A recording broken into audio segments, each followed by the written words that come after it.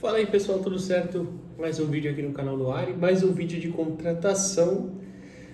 Eu até tô coçando a minha cabeça aqui porque essa de verdade. Olha, você pode colocar aí Igor Vinícius, Mike, sei lá qual você acha ruim, mas eu coloco essa aqui bem nesse balaio aí, tá? Porque de verdade eu não entendo. Obviamente eu estou gravando antes, tá? Mas no domingo mesmo, o Samuel Venâncio, setorista que cobre o Cruzeiro, muito bem informado sobre o Cruzeiro, deu essa notícia de que o Santos estava acertando o empréstimo do centroavante argentino Lautaro Dias para chegar para cá, né, na Baixada Santista. E de verdade, eu não faço a menor ideia do porquê disso, não faz nenhum sentido, nenhum mesmo, e eu vou explicar para vocês até sobre essa situação. Mas enfim, antes eu peço para você deixar o like nesse vídeo, se inscrever no canal, se quiser se tornar membro também ajuda bastante a gente, mas se não der financeiramente ou se não quiser também tá tudo certo, só o like e a inscrição já ajuda bastante, fechou? Vamos lá falar sobre o amigo Lautaro Dias, que assim, tem 27 anos, o Lautaro é um jogador de 98, então já completou 27 esse ano, é de 21 de maio mais especificamente, tá, de 98, tem 1,81, é destro, joga como centroavante mesmo. E surgiu, cara, o Lautaro, ele é complicado até falar para quem não lembra, mas ele se destacou mais no Independiente Del Valle, né? Naquele ano, especialmente que o Del Valle bate o São Paulo, né, na final da Copa Sul-Americana. Eu acho até que ele dá uma assistência na final, se eu não estou enganado. Posso estar falando besteira, não fui conferir antes. Mas ele dá uma... ele se destaca naquele time e tudo mais. Mas ele surge no Estudiantes, não esse Estudiantes aqui, o De La Plata, ele surge no Estudiantes de Buenos Aires, que é um clube um pouquinho menor, joga nas divisões inferiores e tudo mais. Foi emprestado para o Villa Dálmine também, que é um clube inferior lá na Argentina e tudo mais, até chegar ao Independiente Del Valle, onde ele realmente começa a se destacar, claro, em um campeonato de nível um pouquinho maior, né? Não que o campeonato equatoriano seja grande coisa, bem verdade, mas ele começa a se destacar um pouquinho mais. E aí, até não só no equatoriano, mas em competições continentais e tudo mais, dentro da organização do Del Valle, ele foi bem e acabou depois chegando ao Cruzeiro. Mas o fato é que eu posso citar aqui para vocês, e eu nem queria, mas eu acho muito importante porque a gente cita em todos os vídeos, né? Então, para ser bem justo, acho que é válido falar em todos esses.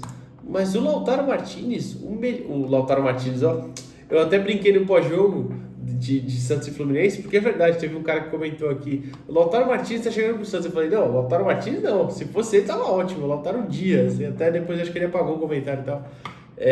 Mas o Lautaro Dias, o melhor ano da carreira dele, ele teve 8 gols. E tá aqui um cara que não gosta muito de ficar só preso às estatísticas. Eu acho que elas são importantes, mas elas complementam uma análise. O problema é que quando você tem um centroavante que nos melhores anos não bateu nem 10 gols, sabe? Você fica muito preso a imaginar, a pensar em caramba, onde esse cara pode ter contribuído e tudo mais, porque não deu assistência, não contribuiu com pré-assistência, nem com gol. Então, cara, fica muito difícil de você pensar qual foi o cenário que esse cara rendeu. E de verdade, o que ele mais rendeu foi especificamente na Sul-Americana de 2022, onde ele guarda 5 gols em 6 jogos, além de uma assistência, e é campeão da competição e tudo mais, com o Del Valle sobre o São Paulo. Mas assim, é um recorte muito específico dentro de uma competição e uma carreira que até agora não virou grande coisa. Até agora o Lautaro Dias não se destacou a ponto de merecer uma grande chance em um clube maior. O Cruzeiro até deu essa chance, mas ele não correspondeu, é bem verdade. Eu vou até falar aqui, ele chega no Cruzeiro em 2024, ele até tinha jogado na própria temporada pelo Del Valle. No Cruzeiro de 2024 ele faz 24 jogos e só 2 gols. Gols sobre o Botafogo e o Libertad. Botafogo, claro, pelo Brasileirão, Libertad pela Copa Sul-Americana. Em 2025, até o momento, ele tem 18 jogos, 2 gols. Um pelo Campeonato Mineiro contra o Betim, no empate em 1-1, e o outro no outro empate 1-1 contra o Mushuk Runa, no dia 7 de maio de 2025. O Santos está contratando um centroavante que não faz gol desde 7 de maio de 2025. São quase 4 meses. Então fica aí a informação para vocês. Quando chegar nos números, vocês vão ainda se surpreender. Como eu dizia, o Lautaro... É cansativo às vezes, viu? É bem cansativo. O Lautaro não tem passagens por seleções de base, nunca foi um cara que se destacou muito anteriormente e tudo mais. E segundo o Samuel Venâncio, como eu disse no começo do vídeo, ele que deu a informação em primeira mão, o Santos vai bancar 100% dos salários e ainda por cima vai pagar uma compensação financeira para o Cruzeiro. A título de comparação, segundo o GE, a ESPN também, o São Paulo vai conseguir contratar o Marcos Leonardo por empréstimo, bancando uma pequena parte dos salários e sem compensação nenhuma financeira. Fica aí a informação para vocês. Eu não tenho apego nenhum ao Marcos Leonardo, mas é infinitamente mais jogador do que o Lautaro Dias. Isso eu acho que é inegável. E quem falar o contrário disso, desculpa, não entende de bola. Com todo respeito, nem minimamente de bola entende. Mas enfim, fica aí só um questionamento. Ou seja, o Santos queria um centroavante, passou a janela inteira de braços cruzados para fechar no final dela com um centroavante que tem 2 gols em 2024, nenhum deles no Campeonato Brasileiro.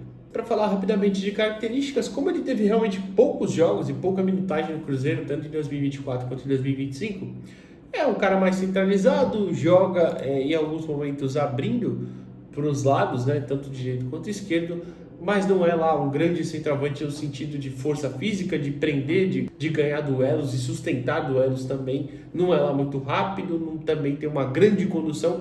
É um centroavante ok, mas para mim ok para baixo, tá? Até. E aí pode ser um pouquinho de corneta minha, mas eu acho que é um centroavante bem limitado, inclusive bem mais limitado do que o que a gente tem aqui já no momento. E aí eu comparo com vocês para mostrar. O Cruzeiro pagou 16 milhões comprando ele, tá? Do Independiente Del Valle. Vocês acham que vale isso? Um cara que em 2 anos tem 41 jogos e 4 gols? Fica aí a pergunta, o questionamento. A informação, mas o questionamento. Comparando com o Tiquinho, é claro que a minutagem é bem diferente, porque o Tiquinho jogou mais jogos. O Lautaro Dias só jogou 6 jogos na Série A esse ano. Mas, em proporção de minutos, tá? Em relação à média. Até antes eu vou falar o número de gols e assistências. O Lautaro Dias tem 0 gols, 0 assistências. Tiquinho Soares tem 1 gol e 3 assistências. Tudo bem. Chutes ao gol. Agora a média é em comparação aí parecida, tá? Chutes ao gol. O Lautaro Dias tem 0.2 por jogo. O Tiquinho 0.3. Dribles por jogo. O Lautaro Dias tem 0.5. O Tiquinho 0.4. Olha só. Duelos vencidos. O Lautaro Dias tem 0.5, o Tiquinho 2.4. Duelos aéreos vencidos. O Lautaro Dias tem 0.3, o Tiquinho 1.8.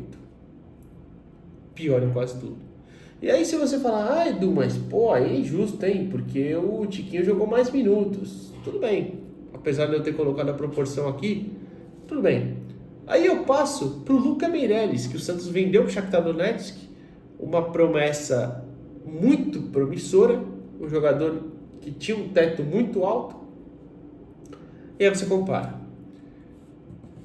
O Luca no Brasileirão também não tinha nenhuma assistência, até tem uma no Campeonato Paulista, mas eu vou contar aqui só os números do Brasileirão, tá? Chutes ao gol, Lautaro Dias 0.2, o Luca 0.1, a minutagem do Lautaro é maior. Dribles por jogo 0.5, o Luca 0.3. Olha só, o Lautaro é maior também. Duelos vencidos 0.5 do Lautaro, 1.1 do Luca, o dobro, com menos minutagem. Duelos aéreos 0.3, o Lucas 0.6. O menino que está começando a sua carreira e fez os primeiros jogos no profissional. Aí, eu levanto o questionamento. O Santos precisando de centroavante. Tiquinho e o David Washington mal. David Washington tem um gol, né, no Brasileirão. Acho que o Tiquinho também só um. Não, o Tiquinho eu sei que tem só um. O David também só um, né? Tal. E aí você vai e contrata um outro cara que não tem nenhum no Brasileirão, que não se destacou no Brasileirão nem no ano passado, que na carreira inteira nunca teve uma temporada com 10 gols.